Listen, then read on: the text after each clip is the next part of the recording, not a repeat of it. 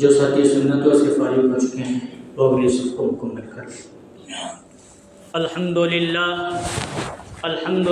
نحمده ونستعینه ونستغفره ونؤمن به ونتوکل علیہ ونعوذ باللہ من شرور انفسنا ومن سیئات اعمالنا من يهد الله فلا مضل له ومن يضلله فلا هادي له ونشهد أن لا إله إلا الله وحده لا شريك له ونشهد أن سيدنا ومولانا محمدا عبده ورسوله صلى الله عليه وعلى آله وأصحابه وبارك وسلم تسليما كثيرا كثيرا أما بعد فأعوذ بالله من الشيطان الرجيم بسم الله الرحمن الرحيم وَإِذْ قَالَ إِبْرَاهِيمُ لِأَبِيهِ آزَرَ أَتَتَّخِذُ أَصْنَامًا آلِهَةً إِنِّي أَرَاكَ وَقَوْمَكَ فِي ضَلَالٍ مُبِينٍ وَقَالَ النَّبِيُّ صَلَّى اللَّهُ عَلَيْهِ وَسَلَّمَ لَا يُؤْمِنُ أَحَدُكُمْ حَتَّى يَكُونَ هَوَاهُ تَبَعًا لِمَا جِئْتُ بِهِ أَوْ كَمَا قَالَ عَلَيْهِ الصَّلَاةُ وَالسَّلَامُ صدق اللَّهُ الْعَظِيمُ وصدق رسوله النبي الكريم رب اشرح لي صدري ويسر لي امري واحلل عقدة من لساني يفقهوا قولي۔ ایک مرتبہ نبی اکرم صلی اللہ علیہ وسلم پر درود شریف پڑھ لیجیے۔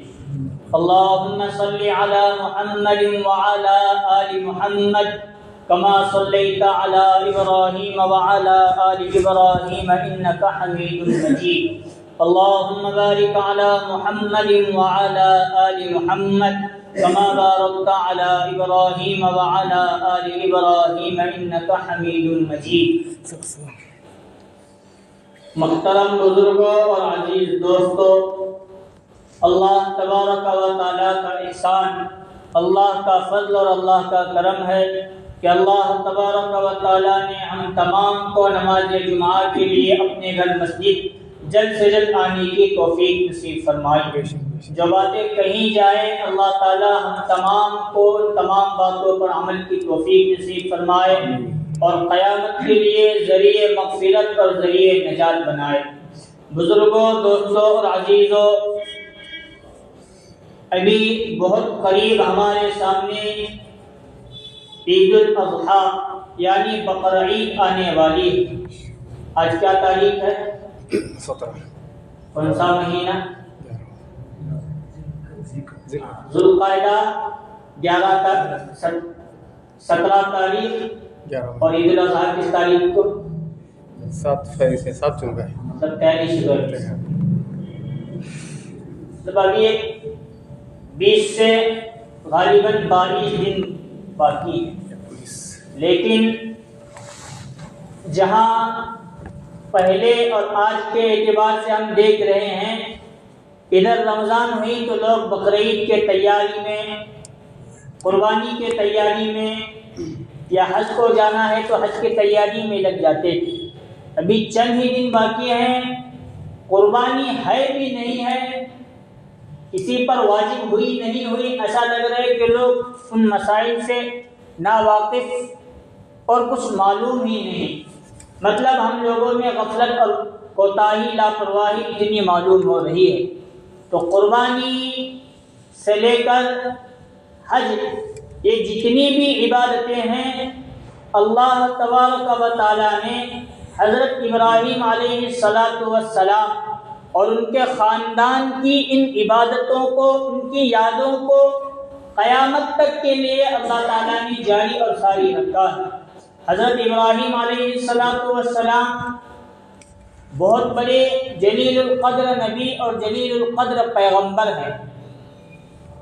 حاجی حجاج کو جاتے ہیں یا عمرہ کرنے کے لیے لوگ عمرہ تشریف لے جاتے ہیں تو یہ تمام کی تمام عبادتیں اور یہ تمام کی تمام یادیں اللہ تعالیٰ نے حضرت ابراہیم علیہ السلام، ان کی بیوی ہاجرہ اور ان کے بیٹے حضرت اسماعیل علیہ السلام اور ان خاندان سے اللہ تعالیٰ نے بہت ساری قربانیاں لی، ان کا امتحان لیا، پھر ان امتحان کے اندر اللہ نے ان کو کامیابیاں نصیب فرمائی اور ان کیے ہوئے عبادتوں کو، ان کیے ہوئے مراحل کو اللہ تعالیٰ نے اتنا پسند کیا کہ آخری نبی صلی اللہ علیہ وسلم کو بھی حکم ہوا حضرت ابراہیم کی ان سنتوں کو اور ان قربانیوں کو آپ بھی یاد رکھیے اور آپ بھی اس پر عمل کیجیے، اور قیامت تک جتنے لوگ آنے والے ہیں امت مسلمہ ان کے لیے بھی ان چیزوں کو کرنے کے لیے کہیے۔ حالانکہ جب نبی آخر الزمان میرے اور آپ کے آقا حضرت محمد صلی اللہ علیہ وسلم دنیا میں تشریف لائے، نبی اور رسول بنائے گئے، تو آخری نبی، ان سے پہلے جتنی شریعتیں آئی، جتنی کتابیں آئی، جتنے انبیاء آئے، حضور کے آنے کی وجہ سے وہ تمام کے تمام منسوخ ہو گئے، لیکن حضرت ابراہیم علیہ السلام کی کچھ سنتوں کو، کچھ یادگار لمحات کو، کچھ یادگار عبادتوں کو اللہ تعالیٰ نے حضور سے لے کر صحابہ سے لے کر امت محمدیہ کے آخری شخص کے لیے بھی وہ چیزوں کو زندہ رکھا اور تازہ رکھا۔ وجہ کیا ہے؟ سب سے بڑی وجہ یہی ہے کہ حضرت ابراہیم علیہ السلام یہ بہت بڑے نبی اور انہوں نے اللہ کو راضی کرنے کے لیے وہ کچھ کر دکھایا جس کے بارے میں عام لوگوں کے لیے کرنا بڑا مشکل ہے، بلکہ قرآن تو حضرت ابراہیم علیہ السلام کو الگ الگ مقامات پر یاد کرتے ہوئے یوں کہتا ہے کہ تمام انبیاء علیہ السلام حضرت ابراہیم کے بعد انہی سے اللہ تعالیٰ نے تمام انبیاء کو دنیا میں پیدا فرمایا اور انہی کے ذریعے رشد و ہدایت کا کام لیا۔ وجہ کہ کیسے؟ اس سے پہلے جتنے انبیاء تشریف لائے ان کا سلسلہ آ کر رکتا ہے حضرت ابراہیم علیہ السلام، کن تک؟ حضرت آدم سے لے کر حضرت ابراہیم تک، یہاں آ کر سلسلہ رکتا ہے۔ اس سے پہلے کسی قوم، کسی برادری، کسی کنبہ، کسی قبیلے کے اندر نبی آئے تھے تو اب ان قبیلوں کے ذریعے یا ان نسلوں کے ذریعے انبیاء کے سلسلے کو اللہ تعالیٰ نے روک دیا۔ اب کام حضرت ابراہیم سے ایسا لیا کہ اب پوری جگہ سے انبیاء بھیجنے کی ضرورت نہیں پڑی، انہی کے ذریعے، انہی کی نسلوں سے اللہ تعالیٰ نے انبیاء کو بھیج کر، رسولوں کو بھیج کر پھر دنیا کے اندر رشد و ہدایت کا پیغام جاری کیا۔ کیسے؟ حضرت ابراہیم علیہ السلام نے قربانیاں دی، قربانی کے نتیجے میں اللہ نے پسند کیا، اپنا خلیل بنایا۔ جب خلیل بنایا تو اللہ تعالیٰ نے وقت پر 2 بیٹے انہیں نصیب فرمائے۔ پہلے بیٹے کا نام حضرت اسماعیل علیہ السلام، بولو کیا؟ حضرت اسماعیل علیہ السلام، حضرت اسحاق علیہ السلام۔ 2 بیٹے ہیں، ایک پہلے حضرت اسحاق علیہ السلام، یہ پہلی بیوی کے بیٹے ہیں، لیکن نمبر ان کا دوسرے نمبر پر آتا ہے۔ حضرت اسحاق علیہ السلام، بیوی کا نام کیا؟ حضرت ابراہیم کے حاجرہ، اور ایک سال ہو گیا اتنا مولن کی لے رہے ہمارا کہاں جانے وہ لے لے اپنا ابا دادا کا نام یاد نہیں رہے گا، پرسوں انتقال کر گئی۔ کیا نام؟ حضرت سارا پہلی بیوی، ان سے اولاد نہ ہونے کی وجہ سے حضرت ابراہیم نے دوسرا نکاح کیا، حضرت ہاجرہ۔ ان سے پہلے بیٹے پیدا ہوئے حضرت اسماعیل علیہ السلام۔ اب ان 2 بیٹوں کو یاد رکھیے، حضرت اسماعیل اور حضرت اسحاق علیہ السلام۔ حضرت اسحاق کے بیٹے حضرت یعقوب علیہ السلام، حضرت یعقوب۔ اب حضرت یعقوب علیہ السلام سے اللہ تعالیٰ نے بنی اسرائیل کو آباد کیا اور ان سے ہزاروں کی تعداد میں انبیاء علیہ السلام پیدا ہوئے۔ ان سے حضرت اسحاق علیہ السلام کے بیٹے حضرت یعقوب کا ایک نام تھا اسرائیل۔ اسرائیل کی جتنی اولاد تھی ان کو کہتے تھے بنی اسرائیل، یعنی حضرت یعقوب کی اولاد۔ ان کی 12 لڑکے تھے۔ اب ان 12 کے ذریعے کنبے برادری بنتے گئے اور قبیلے کے قبیلے آباد ہوتے گئے۔ اب انہی کے ذریعے پوری دنیا میں اللہ تعالیٰ نے انبیاء کو بھیجنے کا سلسلہ جاری اور ساری فرما۔ اور دوسرے رہے حضرت اسحاق علیہ السلام، ان سے فوراً کوئی نبی پیدا نہیں ہوئے۔ سلسلہ در سلسلہ چلتے میرے اور آپ کے آقا حضرت جناب محمد الرسول اللہ صلی اللہ علیہ وسلم حضرت اسماعیل کی اولاد میں ہیں۔ اور ان کے ذریعے اللہ تعالیٰ نے کام لیا۔ جب قربانیاں بندہ بلی دیتا ہے تب اللہ تعالیٰ اس خاندان کو قبول فرماتے ہیں۔ یہ تو سلسلہ بعد کا ہے، لیکن جہاں حضرت ابراہیم علیہ السلام پیدا ہوئے بابل شہر کے اندر، وہ ملک ایسا ملک تھا، پورے ملک کے اندر ایک بھی اللہ کا نام لینے والا موجود نہیں تھا۔ سب کے سب بتوں کو پوجتے تھے، ان کو اپنا خدا بنا بیٹھے تھے، اور ان کو ہر طرح سے ان کی آہ بغیر جو کچھ کرنا چاہیے وہ کچھ کرنے کے لیے تیار ہے۔ اور کمال کی بات قرآن کہتا ہے وَإِذْ قَالَ إِبْرَاهِيمُ لِأَبِيهِ آزَرَ أَتَتَّخِذُ أَصْنَامًا آلِهَةً۔ حضرت ابراہیم علیہ السلام نے اپنے باپ آزر کو کہا میں دیکھ رہا ہوں أَتَتَّخِذُ أَصْنَامًا آلِهَةً، آپ اپنے ہاتھوں سے بتوں کو بناتے ہیں اور ان کی عبادت آپ کی کرتے ہیں، لوگوں کو بھی ترغیب دیتے ہیں، اور بازار میں میلہ لگا کر، منڈی لگا کر، مارکیٹ لگا کر ان کی خرید و فروخت کرتے بیچتے ہیں اور انہی کی ترغیب دلاتے ہیں۔ أَتَتَّخِذُ أَصْنَامًا آلِهَةً إِنِّي أَرَاكَ وَقَوْمَكَ فِي ضَلَالٍ مُبِينٍ، میں ابراہیم اپنے باپ آزر کو اور آپ کی پوری قوم کو گمراہ پا رہا ہوں۔ اتنی بڑی توحید کی دعوت حضرت ابراہیم اکیلے تنہا پیدا ہوئے ایسے گھر میں کہ گھر تک کا ماحول دین کا ماحول نہیں تھا، لیکن نبی تھے، شعور اللہ تعالیٰ نے دیا تھا۔ پیدا ہونے کے چند ہی سالوں بعد، عقل و شعور کے آنے کے بعد کہا ایک اللہ ہے، اس کی عبادت ہونی چاہیے، اس کے علاوہ دنیا میں اللہ کا ہمسر ثانی اور اللہ کے مشابہ کوئی نہیں ہے۔ یہ بہت بڑی دعوت ہے۔ آج یہی دعوت ہم ممبر و محراب سے، دعوت و تبلیغ سے مسلمانوں کو سمجھا رہے ہیں، مسلمان سمجھنے کے لیے تیار ہیں۔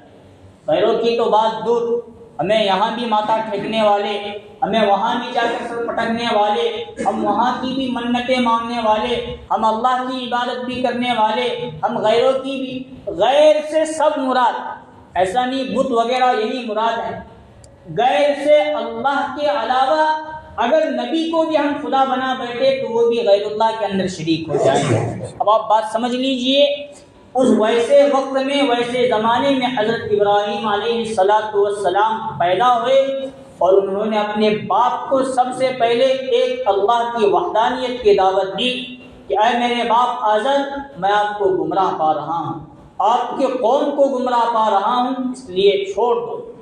اور کمال کی بات، حضرت ابراہیم کے زمانے میں جتنے لوگ تھے وہ سب کے سب کسی نہ کسی چیز کو اپنا خدا سمجھتے تھے، بس اللہ کو بھلا کر۔ نمرود نے جتنے خدا بنائے تھے اپنے خدائیت کی دعویٰ کرنے کے لیے، نمرود کو اپنا بڑا خدا مانتے تھے، اور بازاروں میں جو بیچے جاتے تھے، خریدے جاتے تھے، کسی کو پانی کا بت، کسی کو گلے کا بت، کسی کو رزق کا بت، کسی کو کچھ، ہر ایک کو الگ الگ خدا بنا بیٹھے تھے۔ اور زمین تو زمین، ستاروں کو بھی اپنا خدا کہتے تھے، چاند کو بھی کہتے تھے، سورج کو بھی کہتے تھے۔ تو حضرت ابراہیم علیہ السلام نے قوم کی گمراہی کو سمجھا، قوم کن کن خداؤں کن کن چیزوں کو اپنا خدا سمجھ بیٹھی ہے، اور مجھے توحید کی دعوت و تبلیغ کس طریقے سے اور کس طریقے سے دینا ہے۔ پہلے تو اپنے باپ کو اور باپ کے ذریعے قوم کو دیا، بتوں کی عبادت مت کرو۔ دوسرے نمبر پر قوم کو دیکھا، قوم کو جب بھی دعوت دینے گئے تو قوم کہتی تھی نمرود ابراہیم تیرا خدا ہے، تیرے باپ آزر کا خدا ہے، ہم ان کے ساتھ سورج کو، چاند کو، ستاروں کو اپنا خدا مانتے ہیں، تو کیسے اس چیز کو انکار کر سکتا ہے؟ تو حضرت ابراہیم کو ان لوگوں نے شرک اور کفر کی دعوت دی، اور حضرت ابراہیم علیہ السلام کس چیز کی دعوت دے رہے تھے؟ ایک اللہ کی وحدانیت کی دعوت دے رہے تھے۔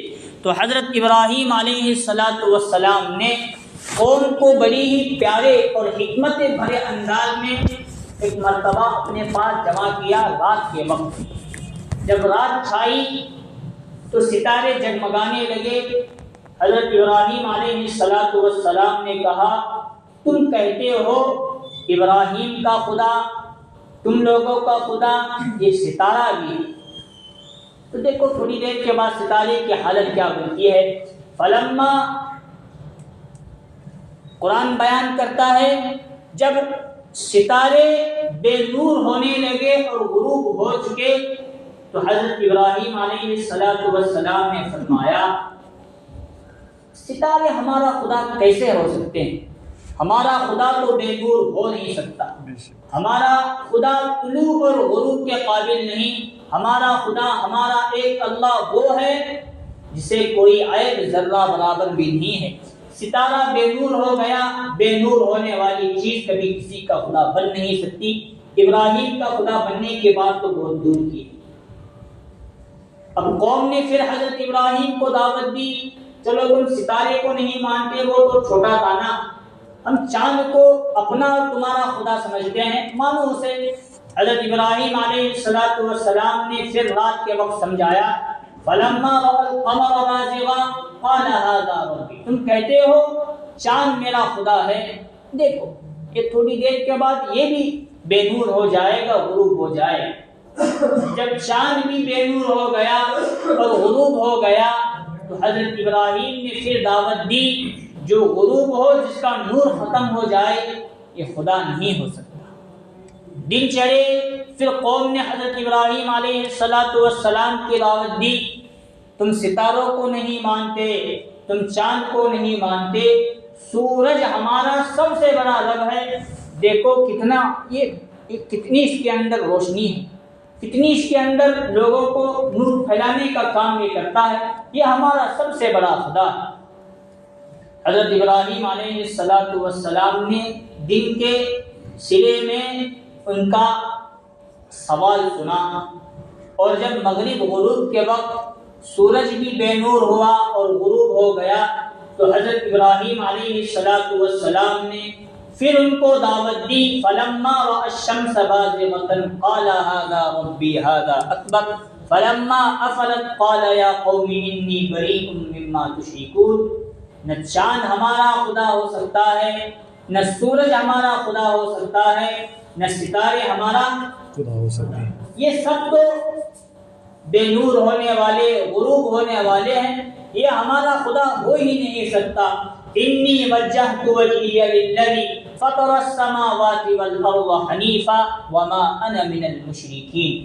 توحید کی بہت بڑی دعوت حضرت ابراہیم علیہ السلام نے دی، میں اپنا رخ اللہ کی طرف کرتا ہوں، انی وجہت وجہی للذی فطر السماوات والارض حنیفا، جو آسمان اور زمین کو تھامے ہوئے ہے، وما کان من المشرکین، میں شرک کرنے والوں میں سے نہیں۔ یہ قرآن کا یہ سبق، حضرت ابراہیم کا واقعہ ہمیں یہ سبق دیتا ہے کہ ایک اللہ کی وحدانیت پر ہمیں آنا ہے، ایک اللہ کو ماننا ہے، اس کی عبادت کرنا ہے، اسی کے علاوہ کسی غیر کو خدا سمجھنا کیا ہے؟ شرک ہے، شرک ہے، اور شرک بہت بڑا گناہ۔ ان اللہ لا یغفر ان یشرک بہ ویغفر ما دون ذلک لمن یشاء۔